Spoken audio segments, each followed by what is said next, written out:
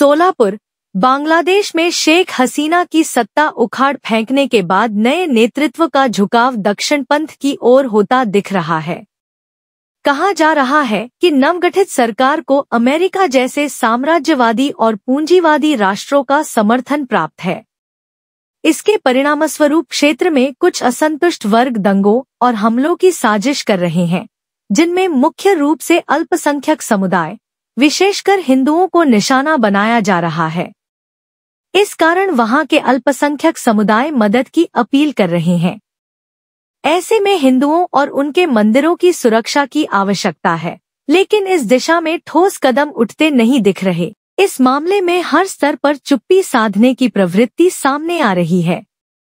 किसी भी देश में अल्पसंख्यकों के साथ होने वाले अन्याय और उत्पीड़न के खिलाफ वैश्विक स्तर पर ध्यान आकर्षित करना जरूरी है।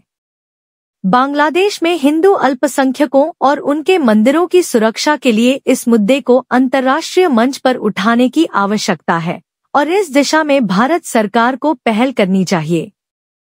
शनिवार 14 दिसंबर 2024 को भारतीय कम्युनिस्ट पार्टी मार्क्सवादी जिला समिति ने बांग्लादेश में हुई अमानवीय घटना और महाराष्ट्र में संविधान को नुकसान पहुंचाने के विरोध में प्रदर्शन किया। इस अवसर पर सभी कार्यकर्ताओं ने काले कपड़े और रिबन पहनकर काले झंडे लेकर तख्तियां प्रदर्शित करते हुए विरोध प्रदर्शन किया।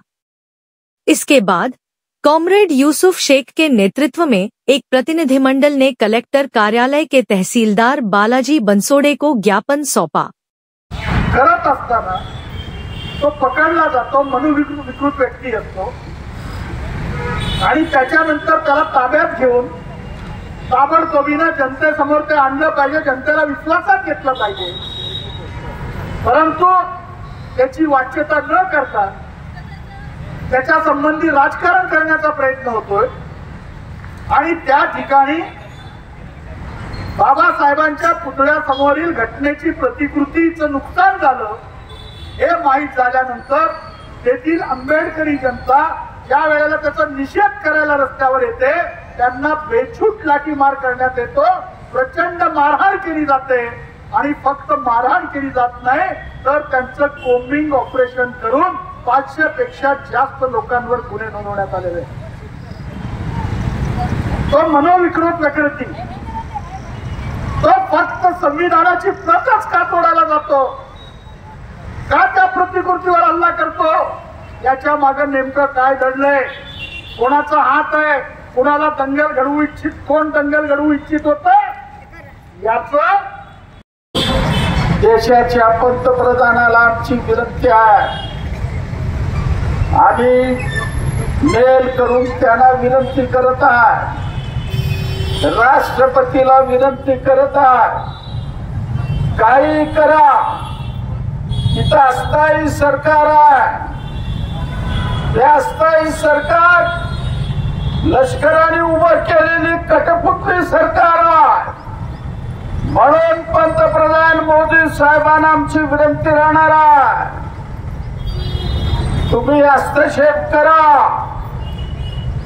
बांगलादेशशी ताबडतोब बोला, तिथल्या हिंदूला संरक्षण देणं, हिंदूला वाचवणं आपलं काम आहे। सकाळी उठल्याबरोबर झोपेपर्यंत हिंदूचा शब्द वापरता, पण आज बांगलादेश मध्ये तोच हिंदू माणूस भगवान रामाला मानतो, श्रीकृष्णाला मानतो, शंकराला मानतो, त्या हिंदूची कत्तल बांगलादेश मध्ये सुरू आहे। म्हणून आपल्या सगळ्यांची जबाबदारी आहे की त्या लोकाला वाचवणं, संरक्षण मिळवून देणं आणि या संपूर्ण घटनेचा निषेध करणं, याकरता आपण ताबडतोबीने कार्यक्रम या ठिकाणी ठेवलं। दुसरी घटना